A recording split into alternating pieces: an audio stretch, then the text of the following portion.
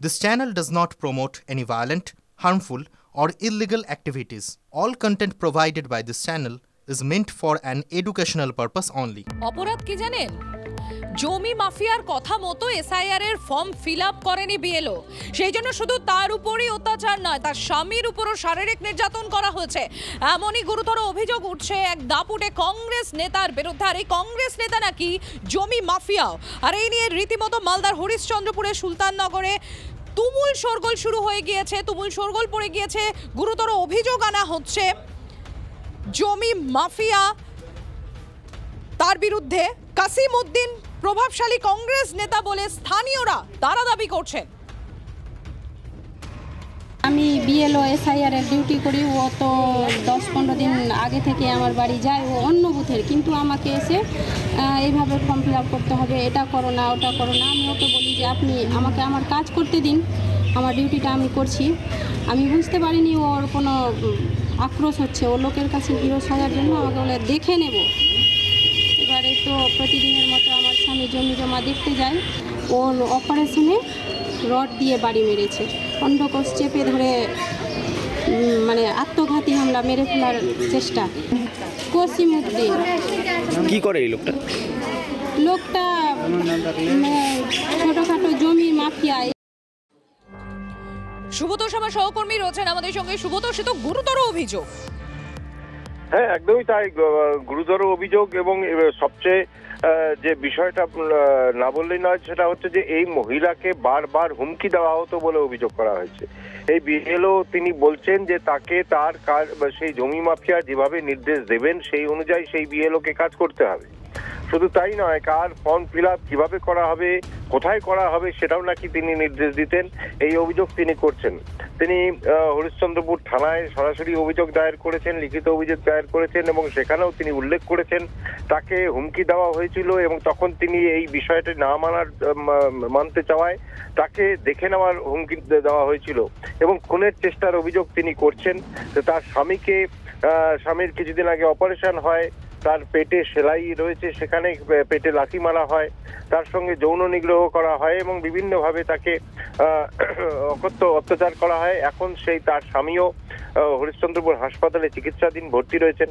তো পুরো বিষয়টা পুলিশ ঘটনার তদন্ত শুরু করেছে। কিন্তু এই মুহূর্তে সেই জমি মাফিয়া তথা নেতাও তিনি, একসময় তিনি কংগ্রেস করতেন, পঞ্চায়েতের। ধন্যবাদ সুব্রত। আমরা এবার শুনবো কংগ্রেস এবং তৃণমূল কংগ্রেসের তরফ থেকে ঠিকই বলা হচ্ছে। শুনলাম যে কংগ্রেস আশ্রিত যারা কর্মী আছে কংগ্রেসের, তারা নাকি এই ঘটনা ঘটিয়েছে। আমি প্রশাসনকে বলবো এগুলো নিন্দনীয় ঘটনা। বিএলওরা নিজের কাজ করছে, সরকারের কাজ করছে, নির্বাচন কমিশনের কাজ করছে।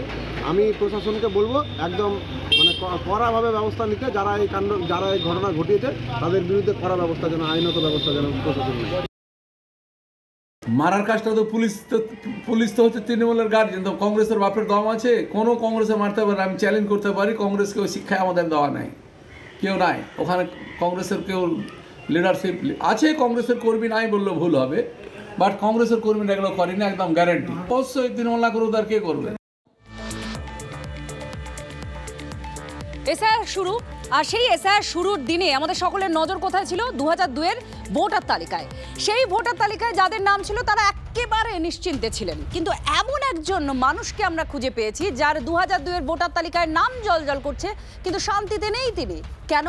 কারণ তার বাড়িতে আসেনি এনুমারেশন ফর্ম। এনুমারেশন ফর্ম তাদের বাড়িতেই গেছে যারা 2025-এর ভোটার তালিকায় আছেন। এখানেই ধূপগুড়ির মাগুরবাড়ির কর্ণবালা অধিকারী তিনি বলছেন 2022 থেকে হঠাৎ করে দেখা যাচ্ছে ভোটার লিস্টে তার নাম নেই, আর সেজন্য এনুমারেশন ফর্মও তিনি পাননি। বারবার প্রশাসনকে নাকি জানান, কিন্তু তারপরেও কোনো কাজ হয়নি বলে অভিযোগ। আমার সমস্যা যে ফোন নাই, লিস্টে নাম নাই, লিস্টে নাম নাই।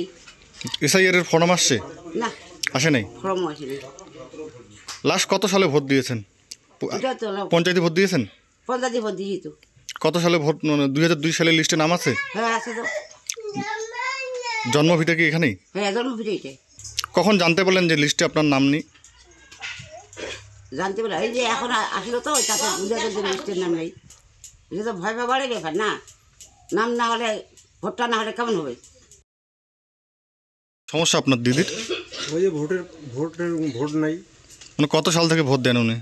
ভোট তো মোটামুটি ধরো এই যে 22-এর পর থেকেই ভোট নাই। 2002 সালের লিস্টে নাম আছে? 2002-এর লিস্টের নাম আছে। তারপর থেকে ভোট দিয়ে আসছেন? তারপরে তো ভোট নাই।